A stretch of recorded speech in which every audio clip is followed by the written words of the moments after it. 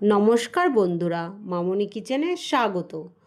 তো আজকে তোমাদের সাথে শেয়ার করছি খাসির চর্বি দিয়ে কাবলি চানা মশলা বা ঘুগনি, যেটাই বলো। তো কম বেশি তোমরা অনেকেই পারো।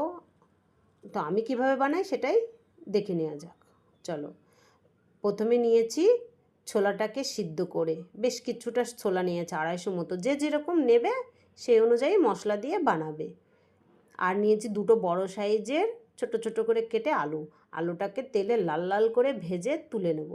ওই তেলে দিয়ে দেবো গোটা জিরে, দুটো শুকনো লঙ্কা, দুটো তেজপাতা দিয়ে নেড়েচেড়ে দিয়ে দেবো 3টে বড় সাইজের পেঁয়াজ কুচি দিয়ে 2 চামচ মতো আদা রসুন বাটা দিয়ে নেড়েচেড়ে দিয়ে দেবো একটা বড় সাইজের মিডিয়াম করে কাটা টমেটো আর দুটো কাঁচা লঙ্কা দিয়ে নেড়েচেড়ে দিয়ে দেবো জিরে, শুকনো লঙ্কা আর ধনে ভিজিয়ে রেখেছিলাম, সেটাই বেটে দিয়ে দিয়েছি। তো তোমরা চাইলে এখানে গুঁড়ো ব্যবহার করতে পারো, আমি এখানে বেটেই দিয়েছি। আরও 5 থেকে 7 মিনিট কষিয়ে নেব। ভালো করে কষা হয়ে গেলে দিয়ে দেবো চর্বিটা দেওয়ার পর আরও 5 মিনিট কষিয়ে নেব। তো যত ভালো করে কষাবে যে কোনো সবজি যে কোনো তরকারিতে, তত ভালো টেস্ট হবে।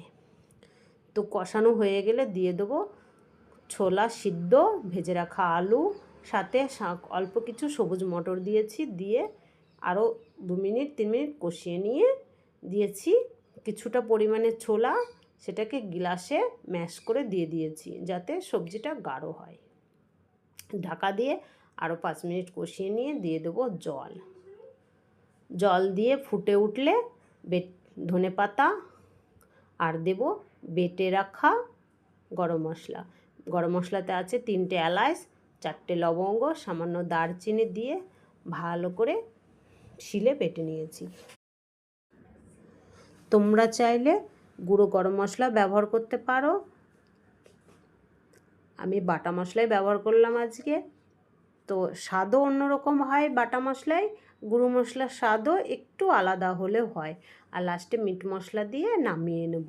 সাথে তোমরা ভাত কিংবা পুরি, পরোটা যে কোনো কিছুর সাথে পরিবেশন করতে পারো। তো আমার কাছে বেটার পুরি পরোটা, ভাতের সাথে যতটা ভালো লাগে না, কিন্তু এগুলোর সাথে খুবই ভালো লাগে। তো কেমন লাগলো কমেন্ট করে জানিও। Bye bye.